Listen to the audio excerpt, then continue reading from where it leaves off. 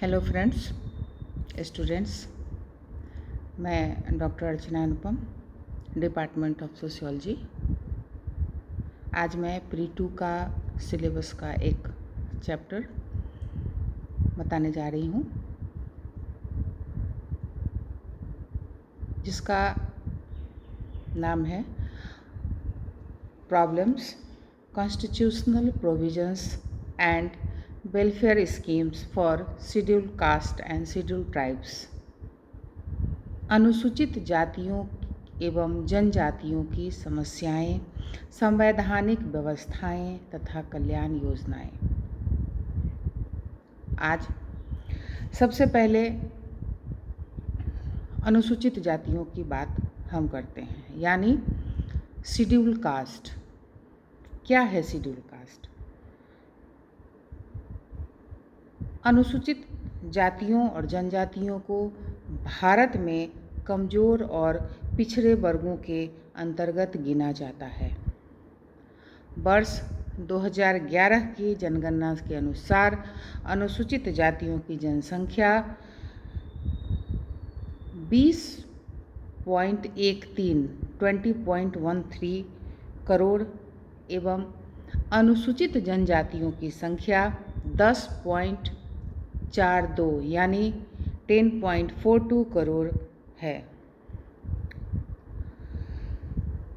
स्वतंत्र भारत में संविधान निर्माताओं ने देश के कमज़ोर वर्ग का विशेष रूप से अनुसूचित जातियों और अनुसूचित जनजातियों का ध्यान रखा और उनके विकास एवं उत्थान के लिए, अपलिफ्टमेंट के लिए संविधान में अनेक प्रावधान किए।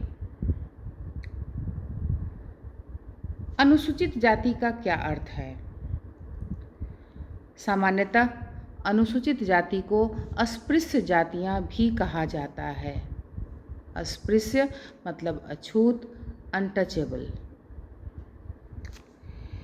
इनकी परिभाषा अस्पृश्यता के आधार पर की गई है। अनुसूचित जाति की परिभाषा जो है वह अस्पृश्यता के आधार पर की गई है। साधारणतः अनुसूचित जाति का अर्थ उन जातियों के लिए लगाया जाता है जिन्हें धार्मिक, सामाजिक, आर्थिक और राजनीतिक सुविधाएं दिलाने के लिए जिनका उल्लेख संविधान के अनुसूची में किया गया है। ये इन्हें अछूत जातियाँ, दलित वर्ग, बाहरी जातियाँ, हरिजन आदि ऐसे नामों से भी पुकारा जाता है। अनुसूचित जातियों को ऐसी जाति के आधार पर परिभाषित किया गया है जो घृणित पेशों के द्वारा अपना आजीविका अर्जित करते हैं, किंतु अस्पृश्यता के निर्धारण का कोई सर्वमान्य आधार नहीं है। इसका कारण यह है कि अनेक ऐसी भी जातियां हैं जो घृणित व्यवसायों में लगी हुई नहीं हैं, परंतु फिर भी उन्हें संवैधानिक दृष्टि से अनुसूचित माना जाता है। अस्पृश्यता का संबंध प्रमुखतः पवित्रता एवं अपवित्रता की धारणा से माना जाता है। हिंदू समाज में कुछ व्यवसायों या कार्यों को पवित्र एवं कुछ कार्यों को अपवित्र माना जाता है। यहाँ मनुष्य या पशु पक्षी के शरीर से निकले हुए पदार्थों को अपवित्र माना गया है। ऐसी दशा में इन पदार्थों से संबंधित व्यवसाय में लगी जातियों को अपवित्र समझा गया और उन्हें अस्पृश्य कहा गया, जिसके अंतर्गत अस्पृश्य समझे जाने वाली जो जातियां हैं उनके व्यक्ति सवर्ण हिंदुओं को स्पर्श नहीं कर सकते। अस्पृश्यता का तात्पर्य है जो छूने योग्य नहीं है। अस्पृश्यता एक ऐसी धारणा है जिसके अनुसार व्यक्ति एक दूसरे व्यक्ति को छूने, देखने और छाया मात्र पड़ने से अपवित्र हो जाता है। सवर्ण हिंदुओं को अपवित्र होने से बचाने के लिए अस्पृश्य लोगों के लिए रहने के लिए अलग से व्यवस्था की गई। उन पर अनेक नियोग्यताएं लाद दी गईं, डिसेबिलिटीज़ नियोग्यताएं लाद दी गईं और उनके संपर्क से बचने के लिए कई उपाय किए गए।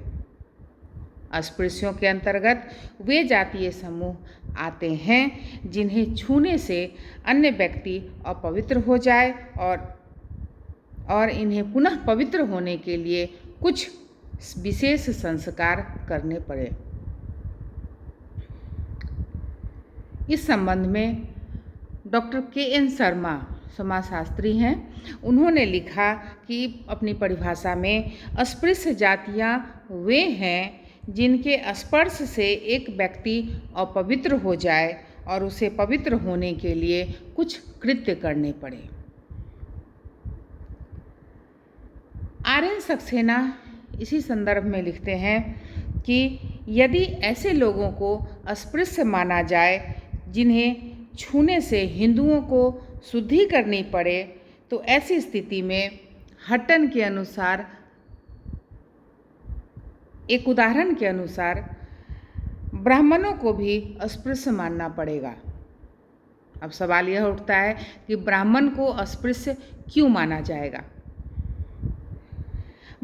क्योंकि दक्षिण भारत में होलिया जाति के लोग ब्राह्मण को अपने गांव के बीच से होकर जाने नहीं देते, और यदि वह चला जाता है तो उस गांव को, उस रास्ते को वह शुद्ध करते हैं। स्पष्ट है कि अस्पृश्यता के निर्धारण में छूने मात्र से अपवित्र होने की बात पर्याप्त नहीं है।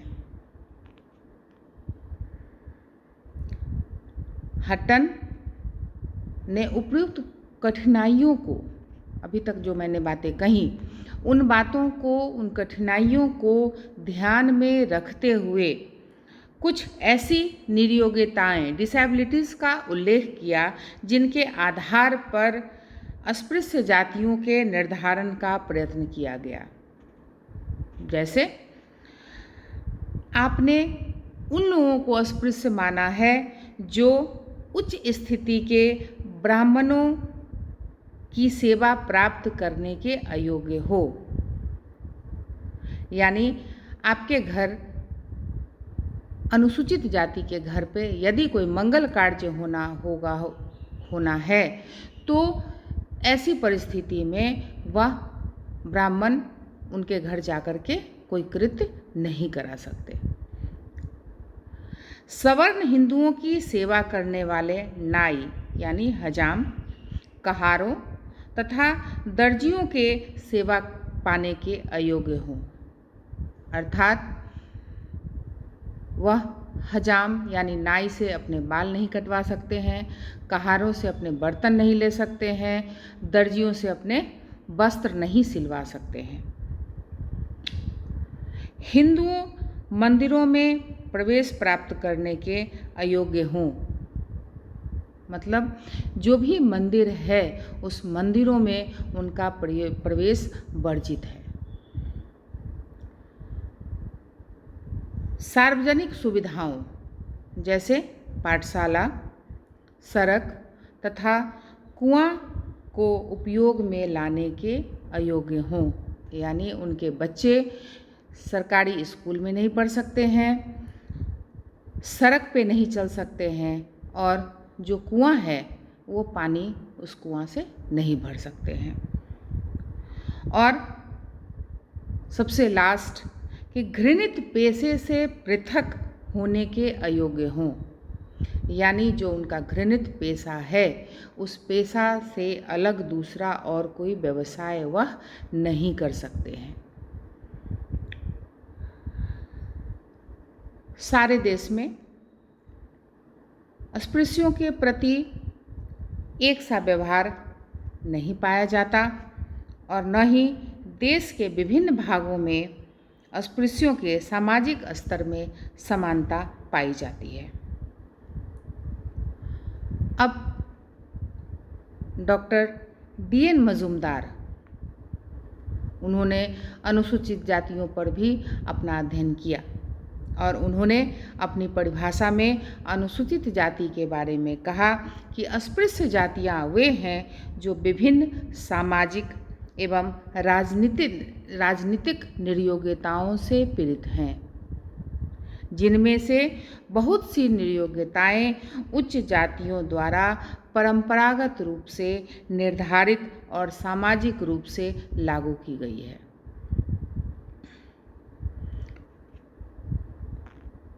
भारत में मानव विकास रिपोर्ट 2011 के अनुसार वर्ष 2007-8 में देश में अनुसूचित जाति 19.9%, अनुसूचित जाति 8.6%, अन्य पिछड़ा वर्ग 42.3% और अन्य जातियाँ 29.3% थी।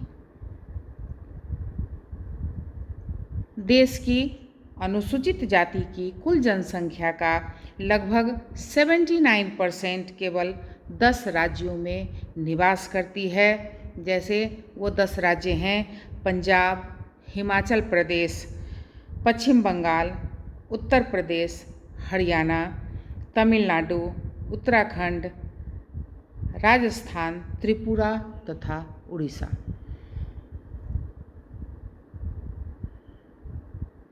हमें उम्मीद है कि ये वीडियो आप लोग को समझ में आया होगा, मेरा ये व्याख्यान समझ में आया होगा। मैं इसके आगे का जो नेक्स्ट पॉइंट है, प्रॉब्लम्स और डिसेबिलिटीज ऑफ शेड्यूल कास्ट, अनुसूचित जातियों की समस्याएं यानी नियोग्यताएं, मैं अगले वीडियो में इस पर चर्चा करूंगी। Thank you.